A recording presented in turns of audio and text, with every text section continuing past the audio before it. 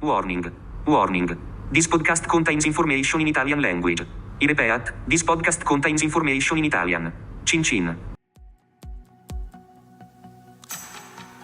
Italian Wine Podcast.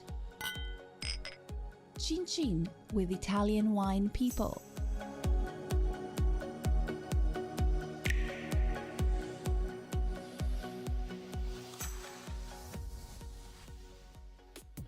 Hey Wine Geek, it's nice to have you back. Welcome to this extra special episode of Everybody Needs a Bit of Scienza, where Stevie Kim and Il Professore take a trip to Azienda Agricola Foradori. A video version of this podcast is available on Mama Jumbo Shrimp's YouTube channel. Check it out!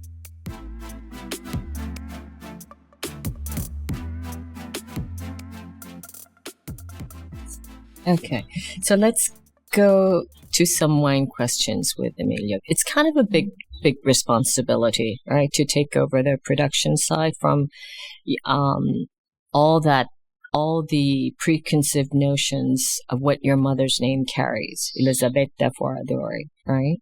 So now your name is Emilio, not Foradori, but Zierock. Zierock. How do you spell that? Zierock. That's a complicated German name. Zierock. Okay, Zierock. Okay, so you guys are all Xerox. Yes. Right, like Xerox. Almost. Okay. So tell us, like, first of all, tell us kind of the basics, the must-know about Foradori wines today. So the winemaking is always changing, and it's changing especially when the winemakers change, because to make wine in our way, in an artisanal way, means to put the own ideas and also the own beliefs in the process. And if you're not making an industrial standardized wine, this component is very important. So what is winemaking for us today? So what I try to do is to bring the whole diversity we have outside in our vineyard also in a glass of wine. This means basically that we use just two ingredients to make wine, grapes, and before going to bottle, we use a little bit of SO2. That's Sulfite, it. Yeah. So we don't use the... How much? It depends. I try to go into bottle with 20 milligrams of SO2 free, so it depends on the pH and on the vintage, but we never are above 50 milligrams of total SO2 in a bottle of wine for Foradori. So this has to be said because in the European Union you can use about 500 substances, additives to transform grape juice into wine, and we also live in a region where this is widely used. And instead of looking what we can add and how we can modify grape juice or wine before winemaking, that's the typical thing enologists are doing. So if something is not in place on the point, so if you have the pH is too high, so you're going to acidify, or if you need more sugar, you add it. So there are a lot of techniques. Our vision is to observe microbiology, and this is what we do most of the time. We taste the wines and we look under the microscope what's happening in that tank in that moment. What are yeast doing? What are bacteria doing? How can I guide the fermentation? And this is the big topic and also the big challenge we have to face by doing wines without additives or just one additive. So what about the wines itself? Like, what is the signature wine of Foradori? So the winery changed a lot in the last year. For sure, Granato is our signature icon wine. It's the wine that opened a lot of doors to my mom. It's still the most important wine for us, but we also changed. So that's of course Teroldego. That's of course Teroldego. So our local. And how is Granato made? So Granato comes from 3 old vineyards, which are around 80 years old. We take very ripe fruits and let the wine ferment in oak and also age in oak.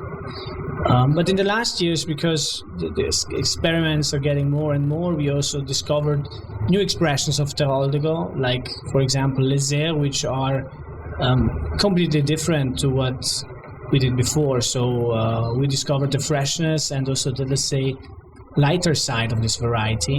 So my mom tried to make out of the Teroldego, and this was the vision of the Granato, international, well-established big red wine. But Teroldego can also show a lighter, sunnier side of this variety. Yeah, I see that a lot in like natural wine bars, kind of the hip, natural wine bars, if that's fair to say. But what about yourself personally? How have you already, I know that you've started your you had a new label, because when I came to see you, you're very excited about Foripista. Tell us a little bit about Foripista. So when I came here, my first vintage was 2013, and literally my mother gave me the key of the cellar door and said, Emilio, now it's your job. So of course the first 2 years you try to observe what's going on, you try to not to mess it up, you try not to make a lot of vinegar. I just have to say the first 2 vintages were... But your mom was not involved in at all when she gave you the keys, kind of? She was, she knew, we discussed the protocol and she looked after it, but she really let me do.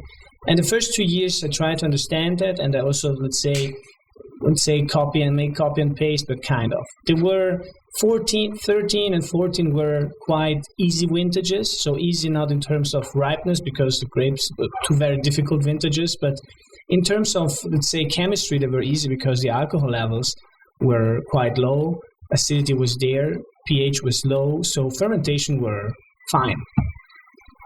Everything changed then in 2015 when I had the first hot vintage, the first modern vintage, early ripeness, ripe grapes, alcohol. And then I discovered more about the microbiology of Teroldego because it was a very difficult vintage to handle. So alcoholic and malolactics going on together, trying to understand what Brettanomyces is. So there was a lot to do. And in these years, I also started to vinify some international varieties like Sauvignon Blanc, Chardonnay, and Pinot Grigio on the skins. This was 2013. And Pinot Grigio seemed to have a real character, a real soul here in the Piana Rotagliana. And this is why Foripista was born in 2014. Foripista means literally out of the slope, out of the ski slope. And it's a Pinot Grigio with maceration, which shows what usually Pinot Grigio from Trentino does not show. So actually, I had originally, when I came down, I think I had the 2014 vintage. Yeah, that was the first one. And it had kind of the orangey tint to it, right? And then today you gave us a glass of Foripista, and it was pretty reddish, right? Much more live. I mean, still very translucent. So same grape, same type of skin contact, right? One wasn't longer than the other. Why the difference in color variation?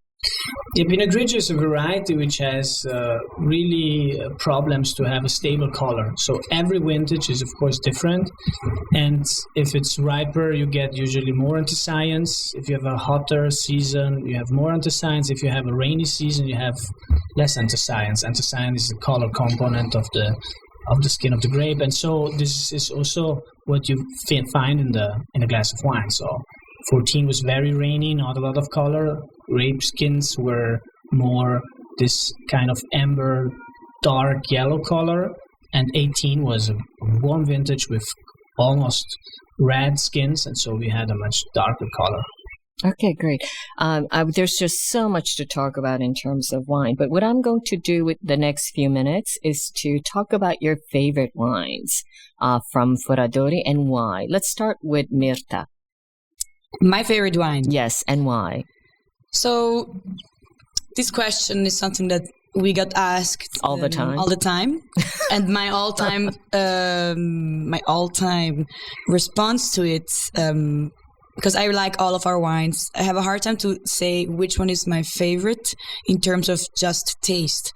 But my favorite also to sell and to promote is just the normal Foradori, for the simple reason that everybody likes it. It's easy to share with everyone. I like the sharing part.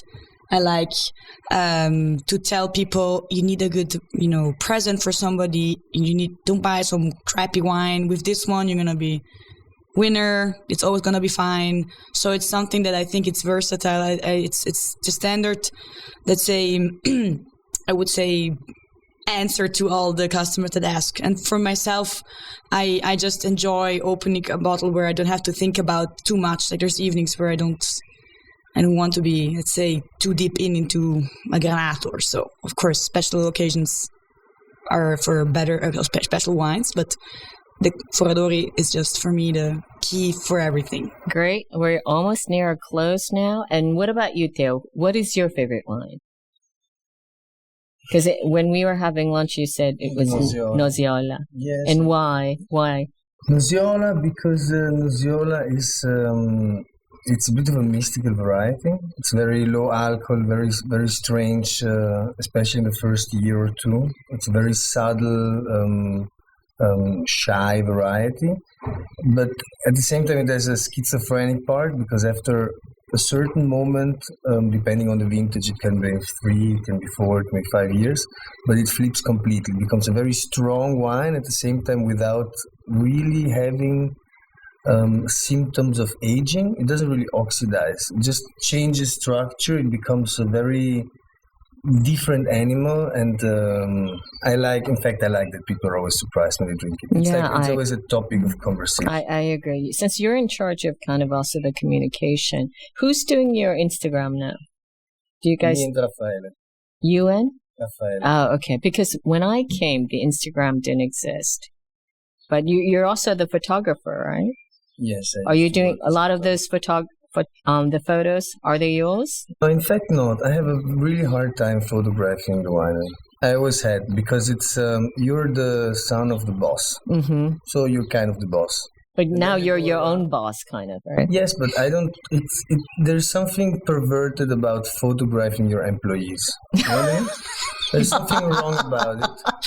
And also, it doesn't really add to the image, because I mean, it's better if somebody else does. So me and Raffaele. So Raffaele he works part-time for us. He's a graphic designer, and he's always here. So he's in charge of all the labels and all these things. And I like him to do it. Right. And then we do a planning beforehand, like what content and who should we call. We call 1 or 2 photographers a year, always very good guys that usually are photojournalists, in fact.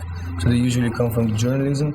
And it's more fun to kind of see them react to a very strange place, because Mezzolombardo has some part, in some extent, some traits of Mezzolombardo are still medieval, right? Morally and mentally, right? So especially this year we have Glauco Canalis, who's very, he's used to this street fashion London style, and then we throw him to Mezzolombardo, and it's actually quite interesting to see what comes out. Yeah, well, I think with that, we're going to close. I'm very excited to see the new generation taking over, if you will. I think Mezzolombardo actually is not very far from Verona. It's about an hour drive.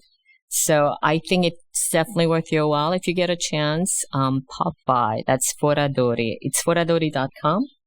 Right? Agricola Foradori. Yeah, agricolaforadori.com, and check it out. I see that their Instagram, it's pretty interesting. They're doing some funky stuff, and I think you should check it out. Okay, that's it for now. Thank you for joining us. Until next time. Arrivederci. Ciao, ciao. Ciao.